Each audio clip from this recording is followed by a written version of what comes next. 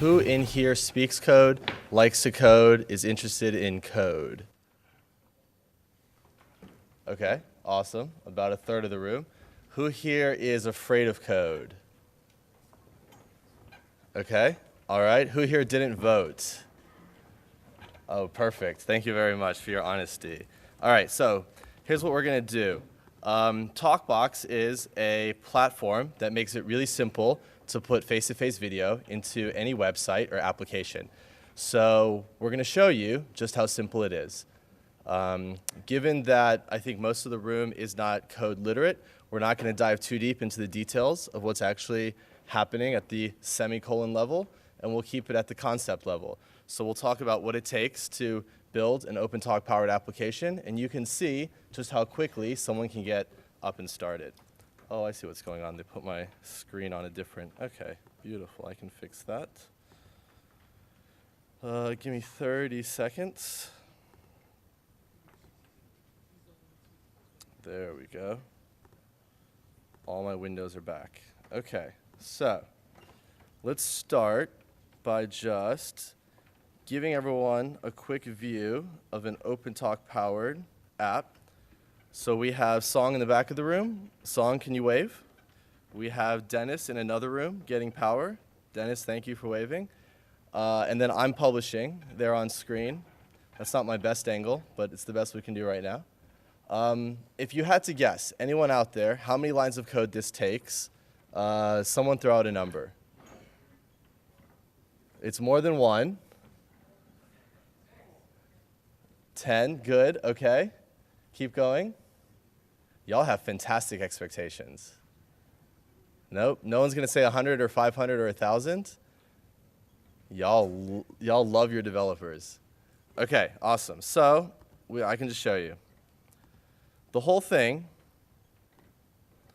is about 30 lines of code. And if you look at WebRTC, which is the demo app that most people use when they want to see if WebRTC is working or not, you're looking at 500 lines of code. So the whole value proposition of TalkBox is that we take something really hard that takes 500 lines of code, and we make it as simple as 30 lines of code. And the developers in the room can really appreciate that there's a lot of magic going on in the background, and hopefully the folks who are non-developers in the room can appreciate that going from 500 lines of code to 30 lines of code generates business value, and it means that we go to market much quicker than if we had to deal with raw WebRTC. So let's talk a little bit about what's going on. Well, an OpenTalk application really has three pieces. You need to hop into a room, you need to become a participant in the room, and you need to decide whether you're going to publish or just subscribe. And that's really it. So if we look at the code here, we've got our three pieces. We've got creating our publisher, making sure we get access to the camera and the microphone hardware, and being able to patch that into the room that we're about to join. Actually hopping into the session, which is our technical term for room. So once you've hopped into the room and you know things are good to go, you hit the magic publish button and you're off and running. And then ultimately, you just need to listen for what the heck is going on in the room. Are people coming in? Are people going out? And who's publishing? And if you do those three simple things, which is what we're doing in this code here, then you've got everything you need to be able to put people on a website and be able to have a rich and powerful video chat experience. So that's as simple as the base case gets. You've got 30 lines of code, you're off and running. Now, for those of you who were able to see our CEO's keynote yesterday, he threw down a challenge of sorts for me. We've just released our new archiving feature, and he claimed that I could build archiving, which is a feature that requires an infrastructure, a cloud, the ability to store files to a server, stitch them together into one file, and then make them available for download, all within moments after the archive is closed, in 90 seconds or less. So the clock's about to hit 5, and I will see if I can pull it off by the time it hits 3:30. Let's see, that's the cheat one. I don't want to go there. We'll go here. All right, and we're off.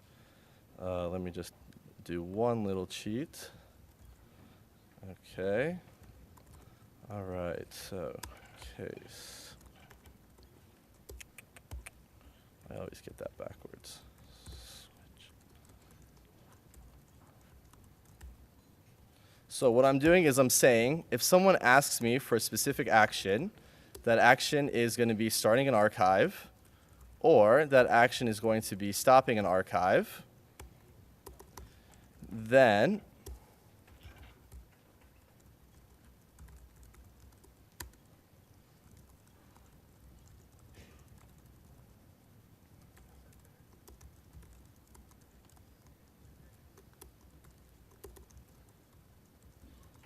pass in the information you need to start the archive.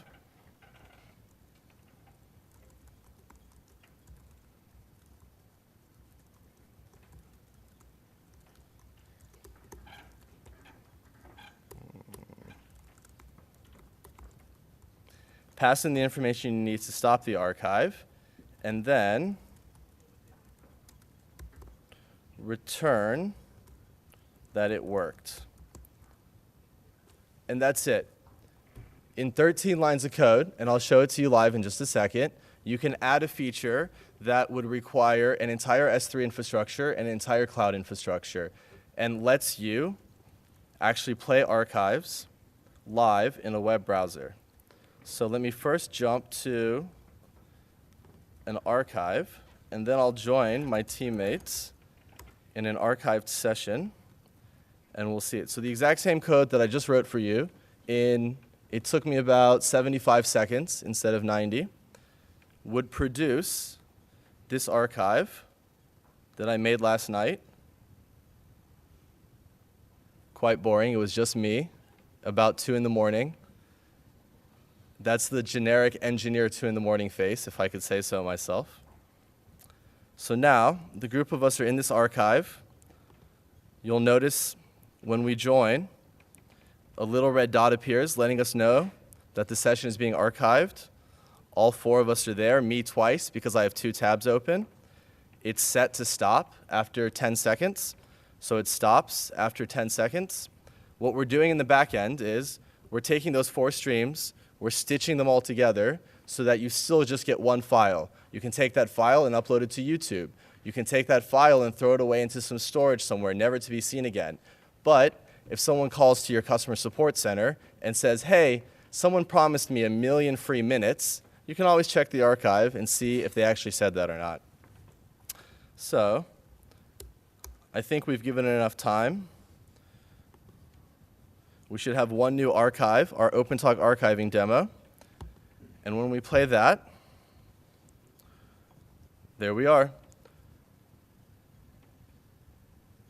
So, since we have about a minute to go, let's do it one more time.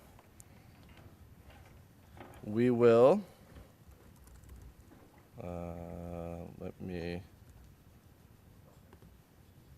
this time we will add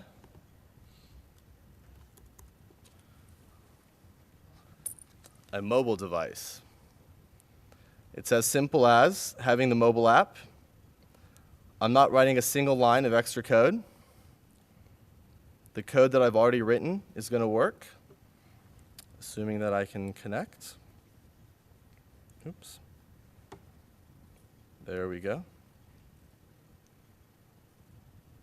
Oh, it doesn't want to connect. Let me give it one more shot. There we go. I will make you guys the view. I will go. There we are. Oh, am I publishing? Yep, I'm publishing. We are archiving. We're going to have our 10 seconds. There we go. Let's just give it a little bit of time.